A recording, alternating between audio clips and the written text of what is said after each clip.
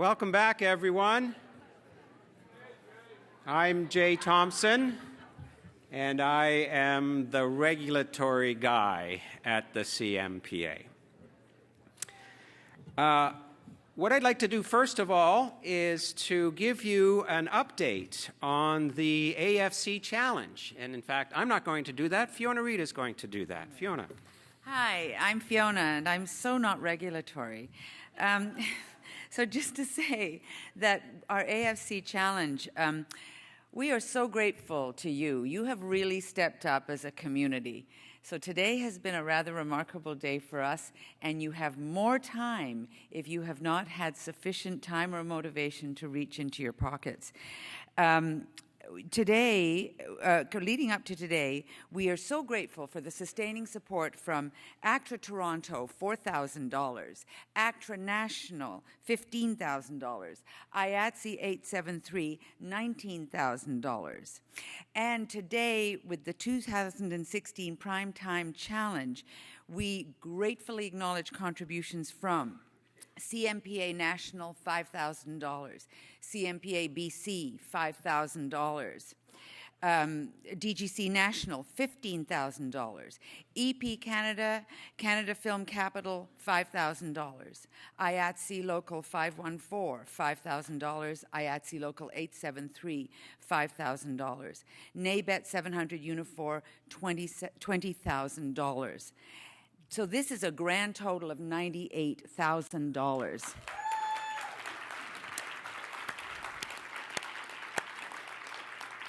You rock. You totally rock. And we help actors, directors, camera people, grips. We help everybody. We help writers, dancers, musicians, producers. We help everybody. We help you confidentially. And we will help you in more ways than just with the financial need to get you through bereavement, injury, unforeseen circumstances. We're there for you. And what you have done as a community today, if it wouldn't wreck my makeup, I would cry. And so thank you so, so much. But just know that there is more time. You have up until noon tomorrow, and you can always donate if you haven't already. Thank you so much.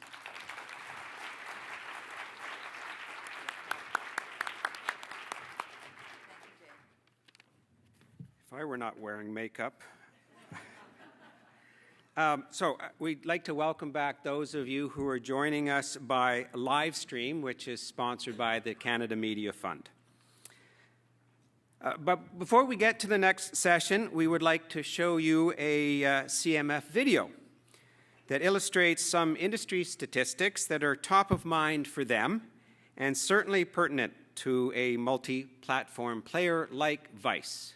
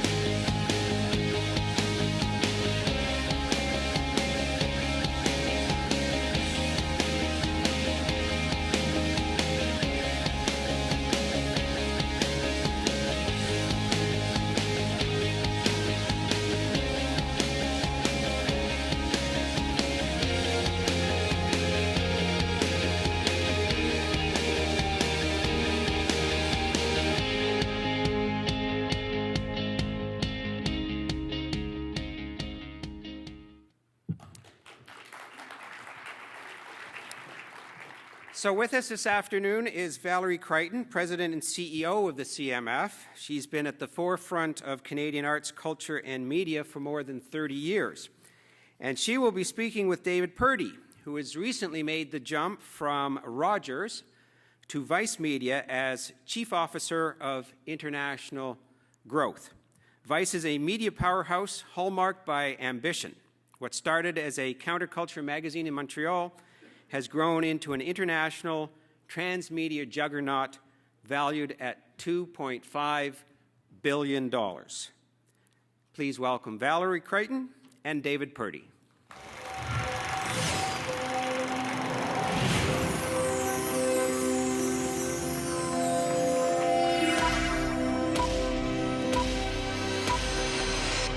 Okay, folks, half hour to drinks. That's right. So, today we're going to talk a little bit about Vice, the recent announcement of Viceland and the launch across 25 characters, and in particular, the impact of all of this on the Canadian industry and those of you in this room. So, just a couple of interesting stats that I came across. Actually, Jay, Vice in a recent investment round was valued at $4.5 billion, significantly higher than BuzzFeed and Huffington Post. Never heard of them. See? And of course, these new media, now listen, you promised to be good, so shut the fuck up till I get through my part. These new media companies are, I promised to be good too, and clearly I'm not. So. We both promised to use expletives. We did, actually. So these new media companies are terrific in their area, and they're clearly venturing now into what many would call old media or the television space. So for Vice, 7.3 unique visits a month to Vice-owned channels in Canada, 135 million globally. 11 channels across millennial passion points like news, music, food, sports. 500 partners representing some of the most resonant voices in publishing. 60% of Vice's audience consumes it on mobile. 350% year-over-year mobile audience growth since 2012. 11 million subscribers to Vice's YouTube channel globally. 10.3 billion minutes watched on YouTube. Now, we always thought Vice was kind of a male-skewed entity. Well, on an audience basis writ large, 41% 25 to 34 demographic, that's no surprise. 35, 18 to 24, okay. And surprisingly, I thought 24% is in the 35 to 44 demographic. What surprised me, however, given the male skew I always thought it was, 64% of the audience skews female. And I understand you got a new channel called Broadly. Great name, don't you think, ladies? It came from the ladies, so let's celebrate it. Now, I just hope it includes my demographic, because gentlemen, at 60, this is what an old broad's legs look like. And by the way, I'm back in the market, for those of you who didn't know. So, David, I think we got a clip. Yes. Gentlemen, roll the tape. Let's take a look.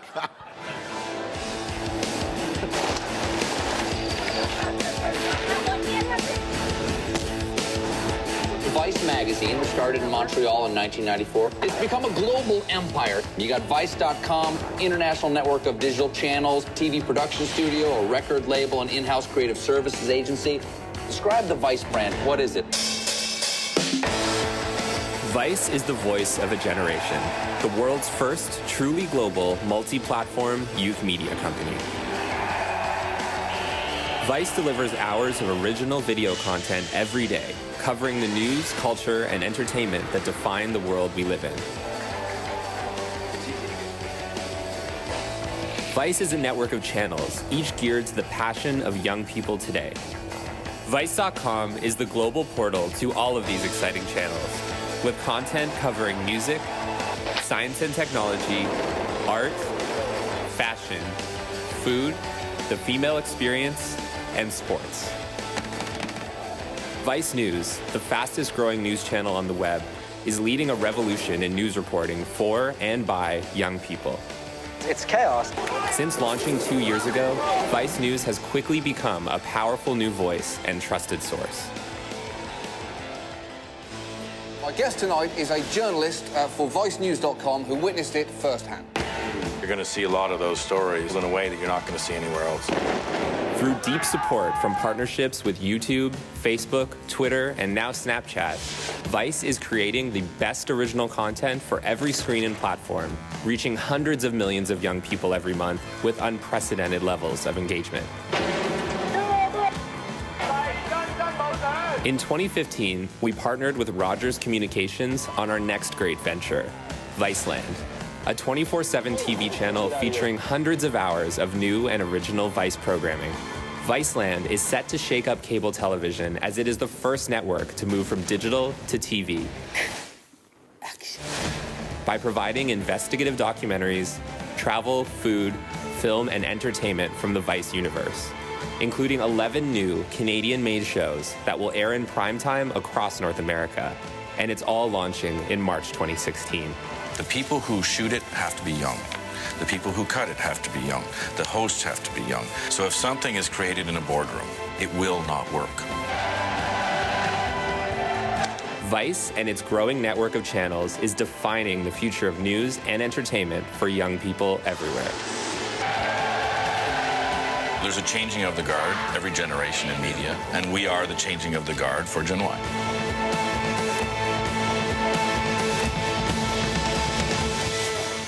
All right. Thank you.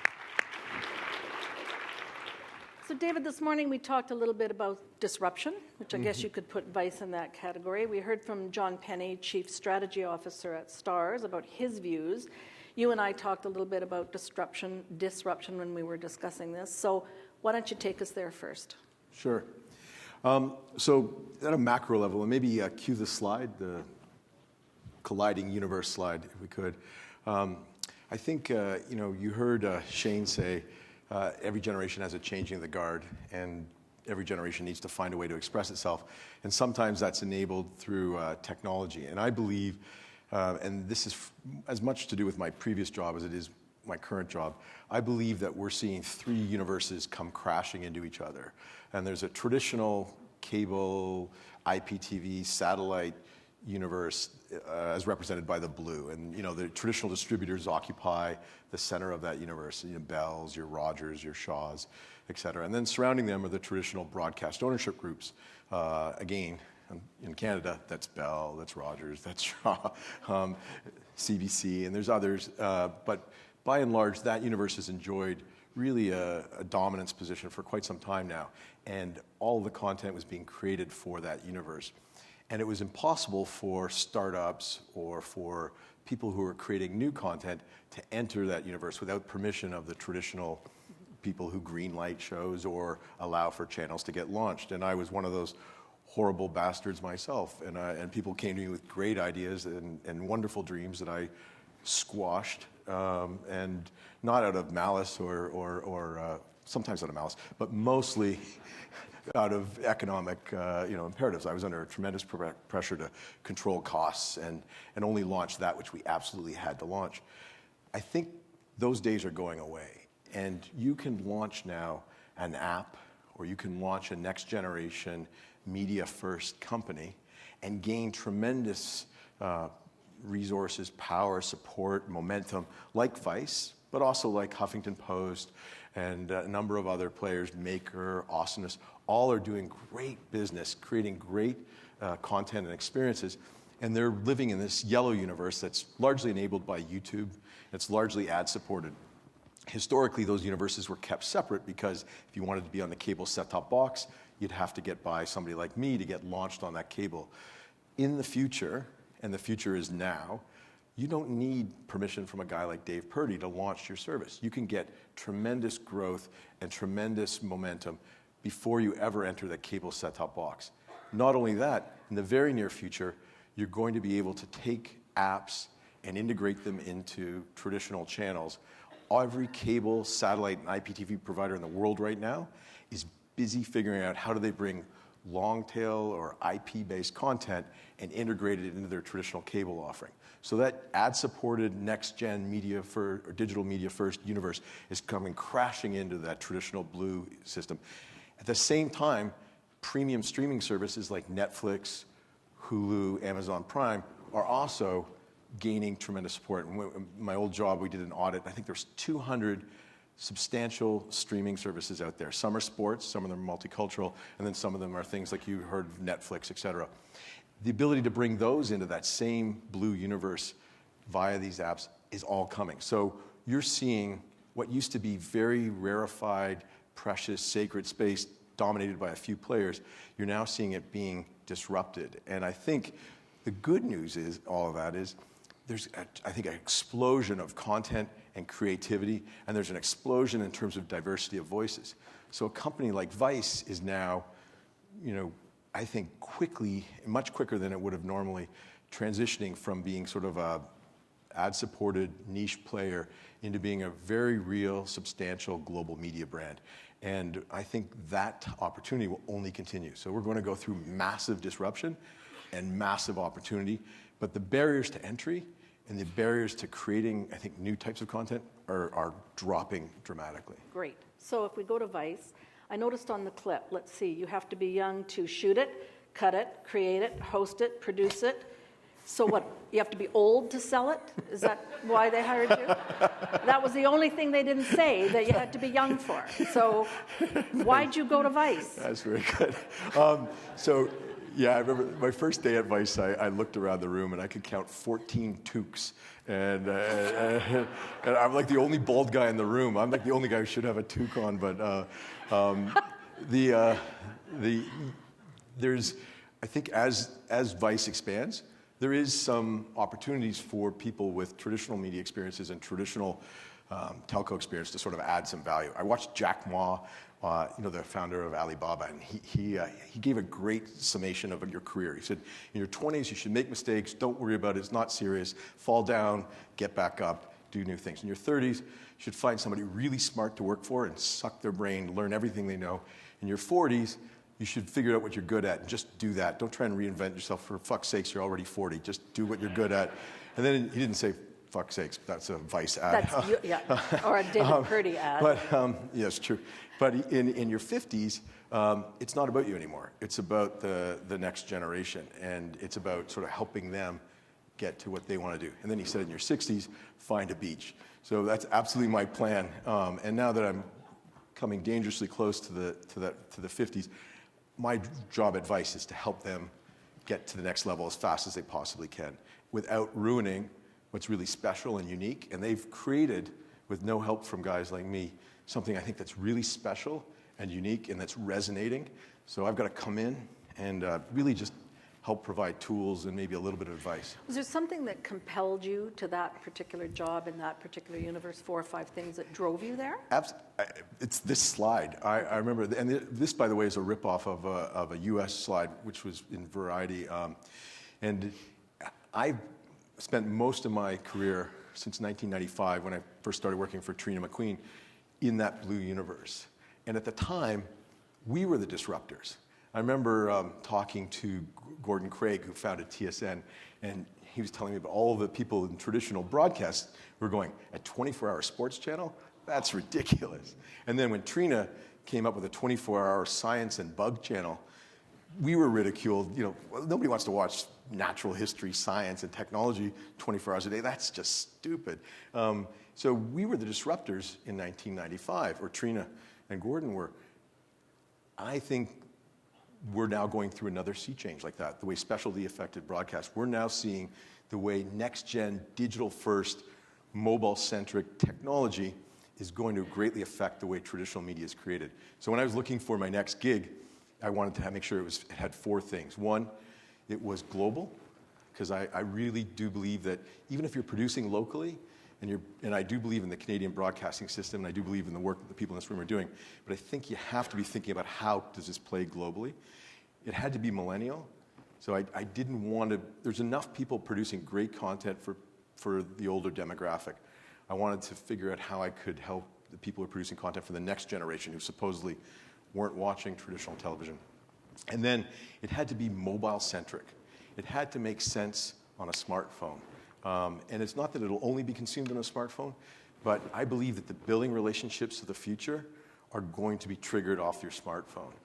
I went to the Digital New Fronts in New York last year, and every single CEO held up their smartphone and said, this is the cable box of the future. And so Vice has all four of those things. No, you only said three. What's the fourth? Digital first. Digital first. And so it doesn't mean that we have great aspirations to launch traditional channels and get in the traditional cable lineup, but in a way that complements and makes sense throughout the whole ecosystem, not in a way that's exclusive. And we absolutely, and my colleague Nina Sudra's here. Nina, stand up. You're awesome. Stand up, Nina. So Nina's creating content and doing deals right now for content that may never see the light of day on a traditional TV channel.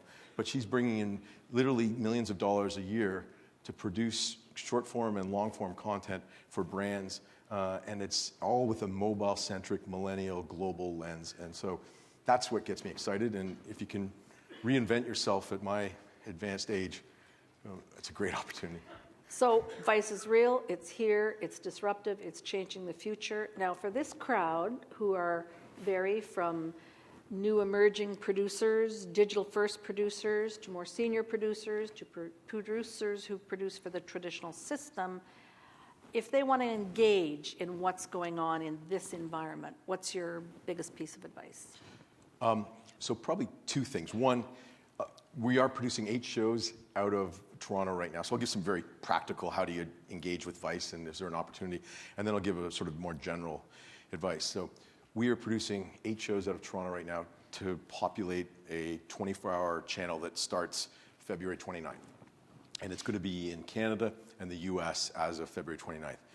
I believe that we have not even begun to realize just how rapacious a beast that channel will be and how much content it will need to consume. And so I think there's a huge opportunity for great ideas to be brought to Vice, and whether that be produced by the studio that's been set up in Toronto or whether that be produced by a third party, I think there's a wonderful opportunity to gauge in that. And I don't think that we have a full understanding of how hard it is going to be to fill that channel.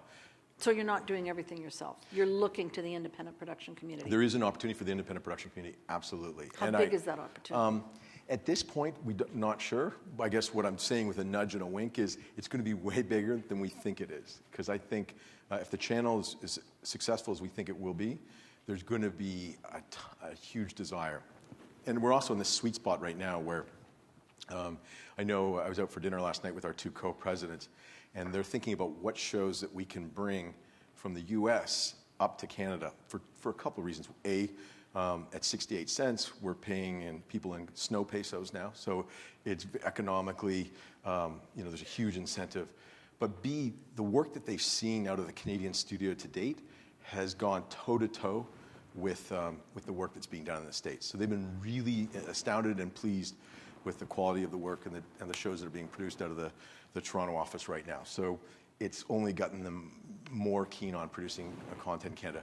And then they're starting to figure out that there's tax credits and media funds, and so that's starting to get them excited as well.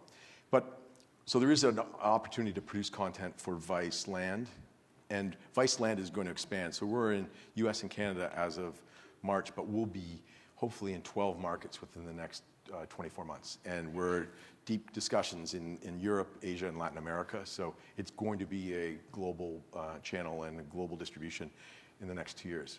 Either that or I'll be looking for a gig. Or they'll be getting somebody young to sell, I guess, if that doesn't work out for you.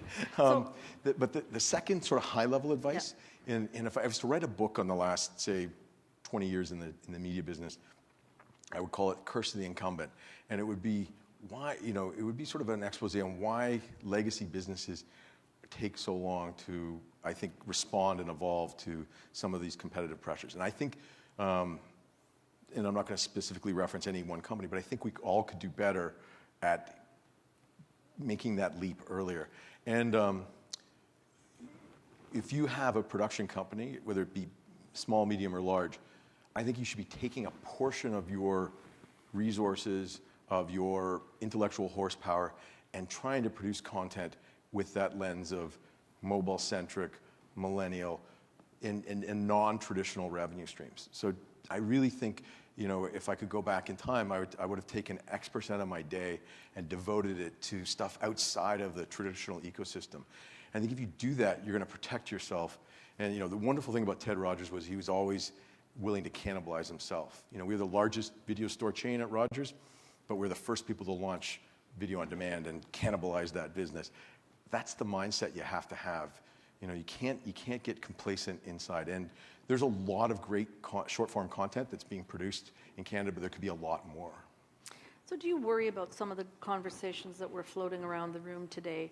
All this stuff is great and provides wonderful new opportunity, but we still need the resources in the system to actually produce some larger budget, high budget, what do you want to call them, landmark, tentpole, television series, lifestyle, whatever the genre is, so that you can have content to feed everything, different tastes, different demographics.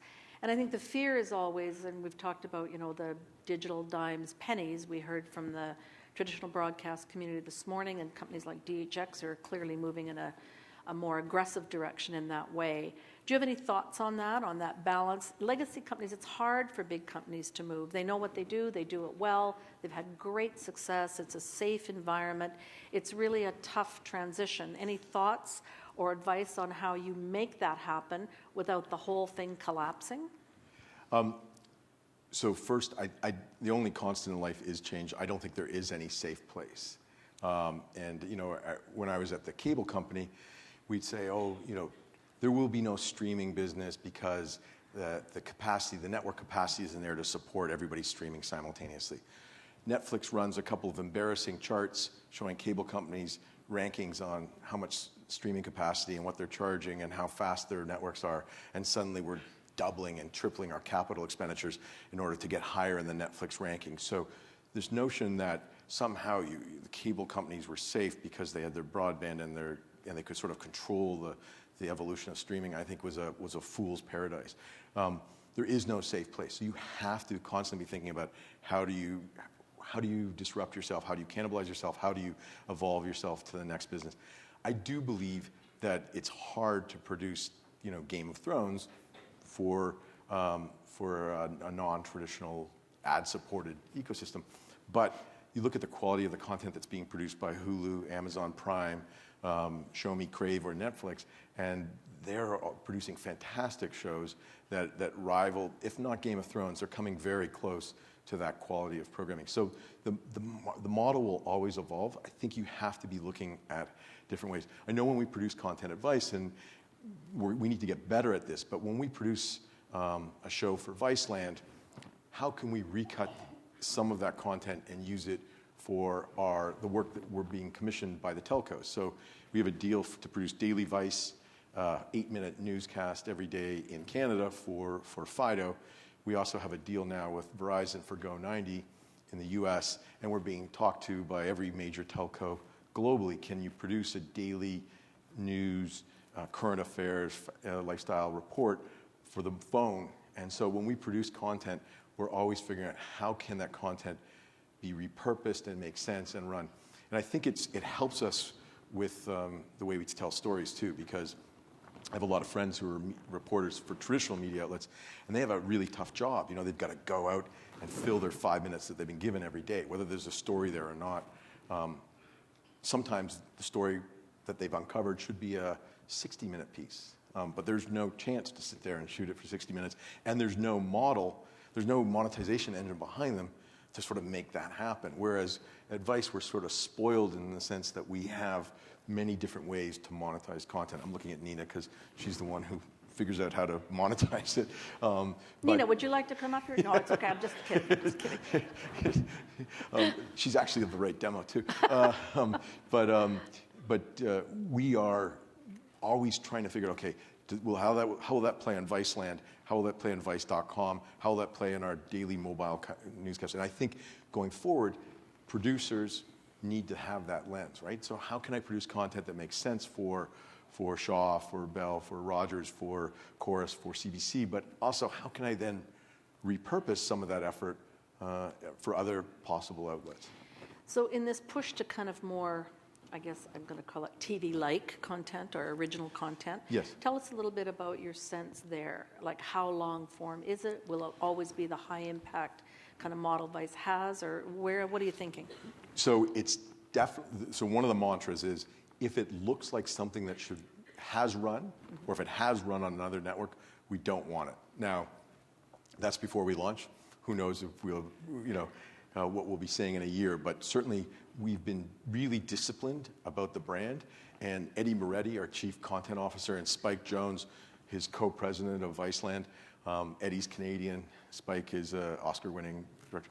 They know exactly what they're looking for. We've already had one show sort of sent back to do over because it didn't hit, but most of the efforts that have come out of our office today have resonated.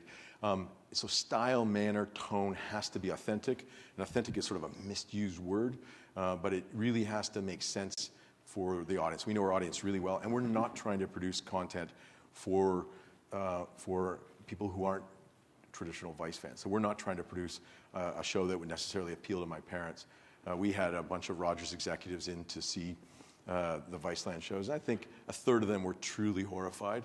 A third were, ambivalent and wary about the future of the channel, and a third were like wildly engaged, totally got it, and to be honest, that's great. We, if we're appealing to everybody, there's great media outlets out there now doing great work. We don't want to replicate that. We want to tell different stories. We want to tell them in a different way.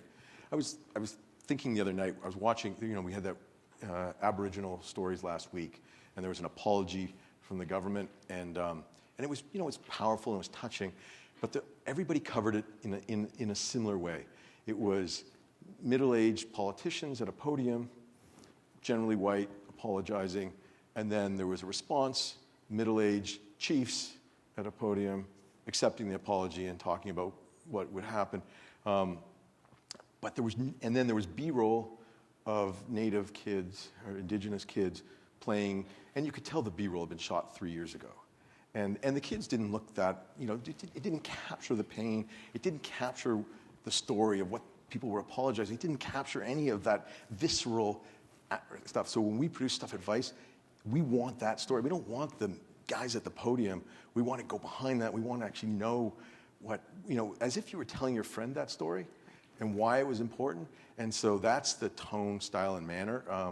And they've done, I think, a wonderful job of saying no to compromise. So I brought them, my first day on the job, I'm like, here's 8 shows that I had commissioned when I was at Rogers, and they're free. Hey, can we run? And they're like, no. Actually, I think it was Nina wouldn't even let me present it in the meeting. She's like, you sad bastard, you're going to look like an idiot. So, and so I get it now. Like there's something really special there, and it has to be the right tone and manner, and it has to make sense. And this, by the way, happens to resonate with a lot of millennials. Okay. So can you take questions? You're good with that? Sure, of course. Questions? We've got just a few minutes left. Anybody? Well, there must be a ton of questions out there. Somebody stand up. I don't want to have to get up and show you my legs again. No questions? Okay, perfect. Great. Do you have somebody have a microphone for? Okay. Come up here, Prem. Prem Gill, new CEO, Creative BC. Hi. Yay, Prem. Congratulations, by the way. Thanks. I'm just curious about your expansions into the West and when we'll have a Viceland studio in Vancouver. That's a Good question. It's a good question. We would love to expand out west, and we're in discussion with a Canadian broadcast ownership group about possibly taking on some work that would allow for us to do that. But our intent would for sure to have more presence nationally. And you said what makes Vice, when we tell a story, we actually really want the person telling that story to have an opinion. So this objectivity that defines, I think, a lot of traditional media, we're not looking for that same type of objectivity. We're looking for discipline and rigor in being good journalists, but we actually want the person to know, understand, and have an opinion and be trying to get that story out there. So part of that means you have to be local and you have to understand. So we'd very much like to be out west, and Nina's going to come whipping over to you right now because we're talking about Vancouver would be one of the first places that we would love to set up shop. And there's some amazing stories that fit very well with Viceland Canada, but also fit very well with Viceland globally that I think need to be told. And there's no better place to do that than BC. Okay. Others? Anyone else? Now we have some, anybody over there? Oh my God, they just want to drink, these people. Yeah, there's a Here's question. one more. Yay. Hi, maybe I missed it. Were you saying that Vice will be working with independent producers? And if so, what type of co-production or business model will it be? So the answer is yes. We don't have a preset notion of a business model, but we would, if you have an idea or a pitch, by all means send it to myself or Michael Cronish, who heads up all of our content creation.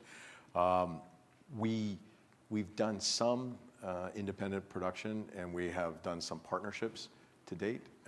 And my nudge and my wink to you is, I think we're going to need to do a lot more in order to populate the network globally with the content. And I think we've been really pleased with the work we've seen come out of Canada. So it's more than resonated. Does that answer your question? Wave your hand if it answers your question, or. So the answer is no, not necessarily. For sure, whatever we acquire, if it makes sense, we're going to want to run it on Viceland US, and we're going to want to run it on Vicelands where we've deployed.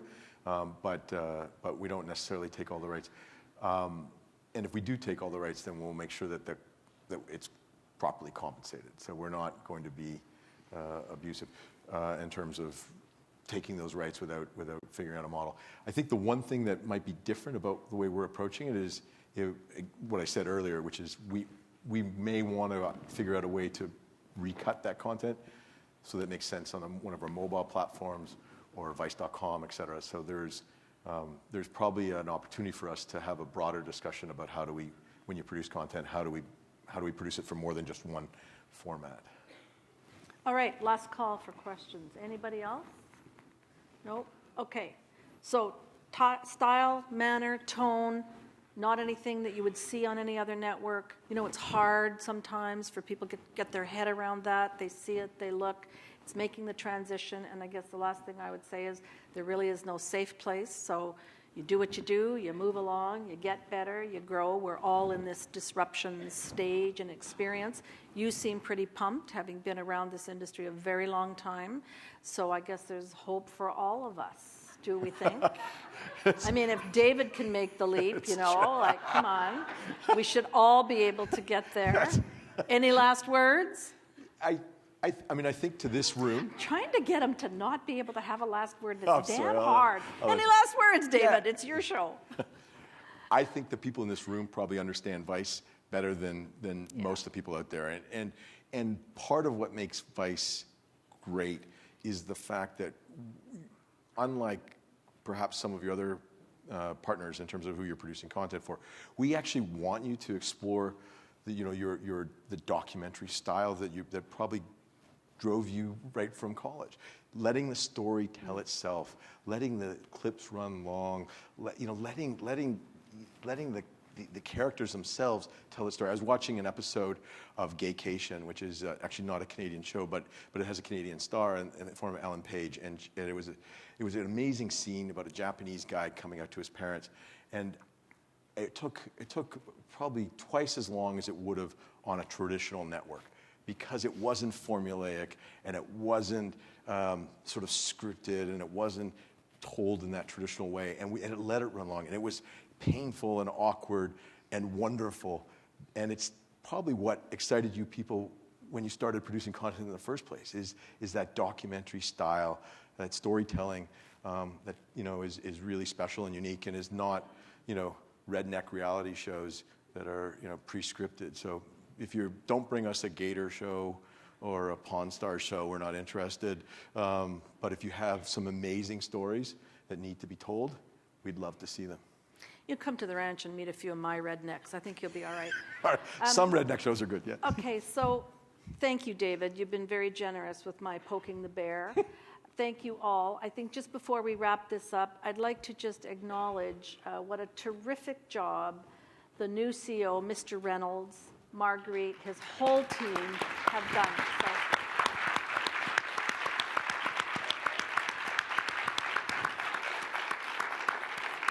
thank you for having us both. Since David and I both love the stage, we weren't sure how we'd get along. You want to go have a drink now?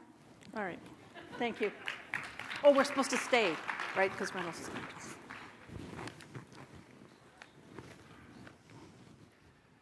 So thanks so much, Val and Dave. That was a tremendous way to cap the formal program for day one of prime time. But believe it or not, the day is only roughly half over because we're now entering into the unscripted portion of the primetime program.